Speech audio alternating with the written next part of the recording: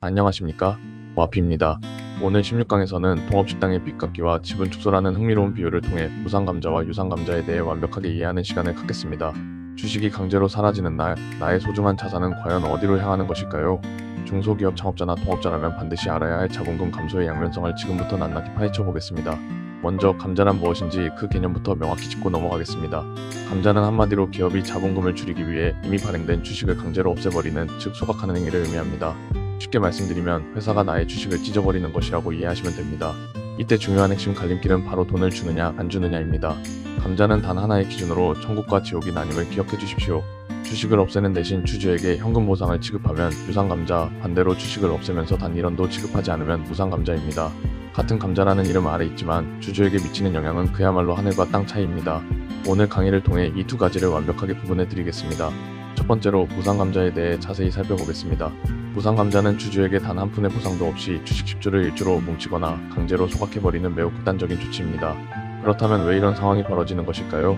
동업식당 비유를 들어 설명해 드리겠습니다. 친구 10명이 1000만원씩 모아 총 1억원짜리 식당을 차렸다고 가정해봅시다. 그런데 몇 년간 계속되는 적자로 원금 1억원을 모두 소진하고 이제는 빚만 남은 상태입니다.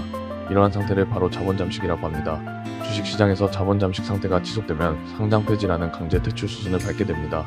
이를 막기 위해 회사는 주주들에게 원금, 즉 주식을 없애서 누적된 적자를 메우겠다고 하는 극약 처방을 선택하는 것입니다.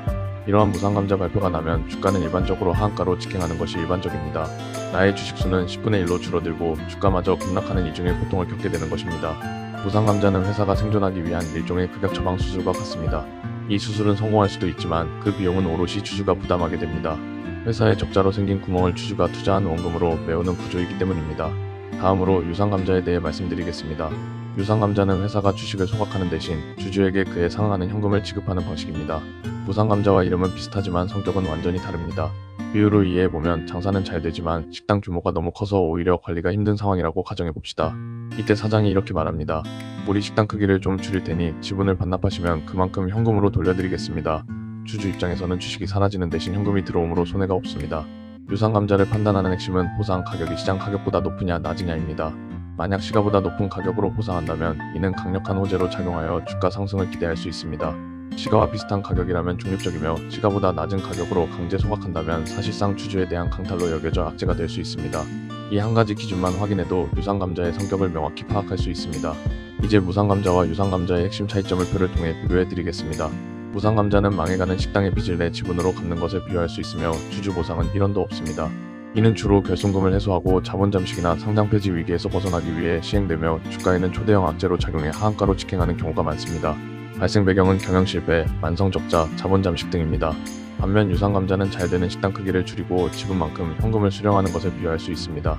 주식 가치만큼 현금 보상이 지급되며 회사 자본금을 적절한 규모로 줄이거나 주주에게 이익을 환원하기 위해 시행됩니다. 주가 반응은 보상 가격이 시가보다 높으면 호재, 낮으면 악재로 판단됩니다.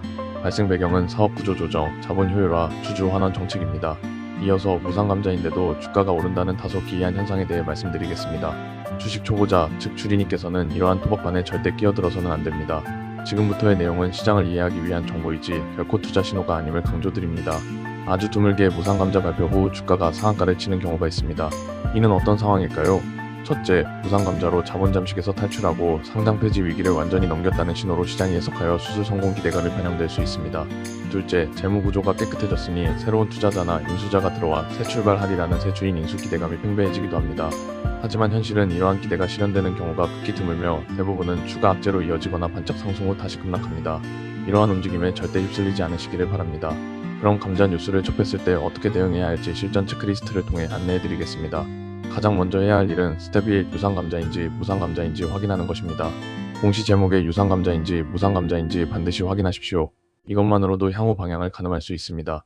다음으로 스텝 2, 만약 무상감자라면 감자 비율 10대 1이면 주식 90% 소각을 확인하고 결손금 규모와 자본잠식 해소 여부를 파악해야 합니다. 또한 신규 투자자 유입 계획이 있는지 공시를 통해 확인하십시오.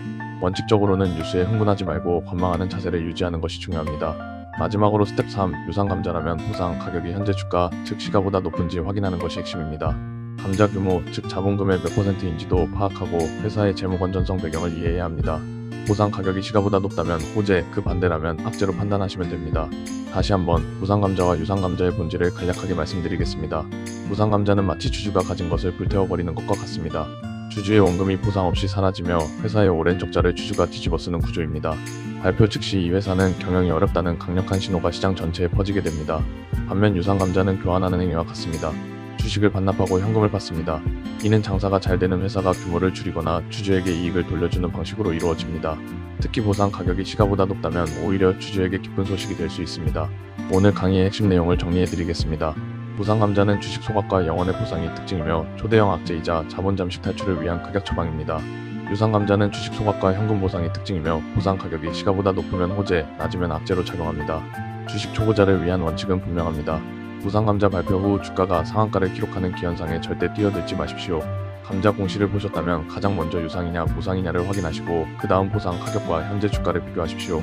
이 두 단계만 충실히 지키셔도 대부분의 실수를 피하고 현명한 판단을 내리실 수 있을 것입니다.